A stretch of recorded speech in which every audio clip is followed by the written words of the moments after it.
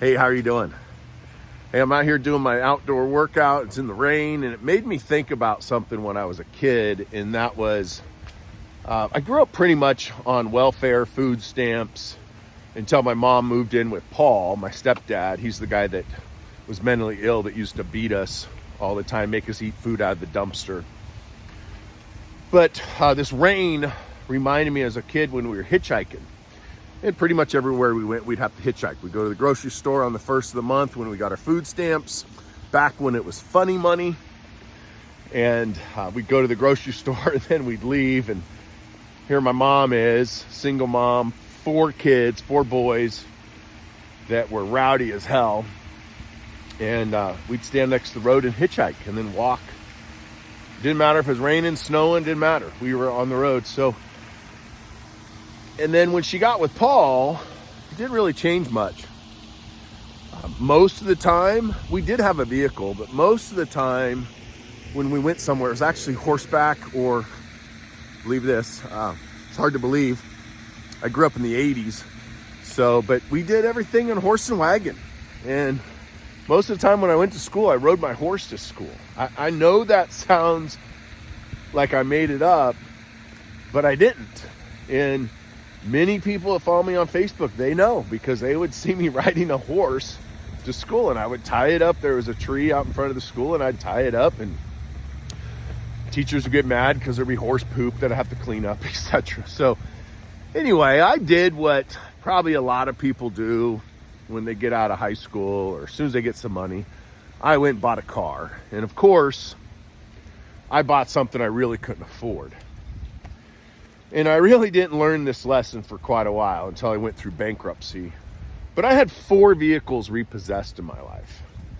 3 that I was hiding from the repo man, switching cars with family members, keeping it locked up, parking it down the street from my house, trying to keep the repo man from grabbing it. And 3 separate occasions, I went out to go somewhere, and sure enough, repo man found me. And unfortunately, I lost those vehicles and lost the stuff in there. And then one of the repos I had of the 4 was a voluntary repo. And here's the thing on voluntary repos versus involuntary repos. It's the same impact on your credit score. It doesn't make any difference whatsoever. It doesn't report any different, doesn't affect the credit score any different. The only difference between a voluntary and an involuntary repo is there's no repo man chasing you around, and there's no repo fees. So if you're going to go through repo and it's inevitable and you don't need the vehicle, then go ahead and just do the involuntary repo. It'll save you money in the end because you don't have to pay for that repo fee. Now, if you're facing repo, there's a lot you can do to stop it. Number 1, you can reach out to me and my team and we can stop that repo. We stopped 3 repos last month for our clients.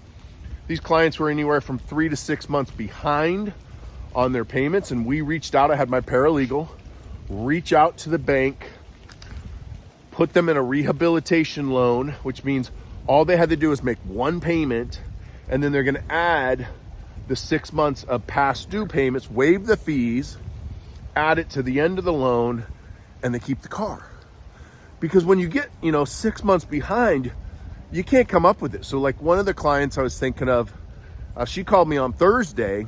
We stopped the repo on Friday. She was 6 months behind. It was $1,800. Now that might not seem like a lot of money to you, $1,800. But I can tell you, for her, it was a lot of money. She couldn't come up with the money. And so we were able to reach out to the bank. She made 1 payment of $300. And that 1 payment stopped the repo. And now she doesn't have to hide from the repo man. So if you're facing repo, we can help you. And then not only can we stop it, but then we can get the late payments removed from the credit report and clean it all up so you don't suffer going forward. If you already had the repossession, many times we can get the repossession removed from your credit report. Sometimes we can get the vehicle back. And also many times we can get the bank to issue you a check and get it deleted because the bank's violated state and federal law when they repoed it, because they just did it the lazy way. So if you have a repo or you're behind on the payments and you want to clean that up, just reach out to the team. I know what it feels like. I know what it feels like to hide from the repo man. It sucks. It's a gut-wrenching feeling when you go into the grocery store to get some food for your family and you come out and your car's gone. I mean, it feels horrible. And it's been over 20 years since I went through that experience, but I can still feel it today. So it's nothing to be embarrassed of. It just happens sometimes, and maybe you can learn from it. But if I can help you in any way, just reach out. Have a good day.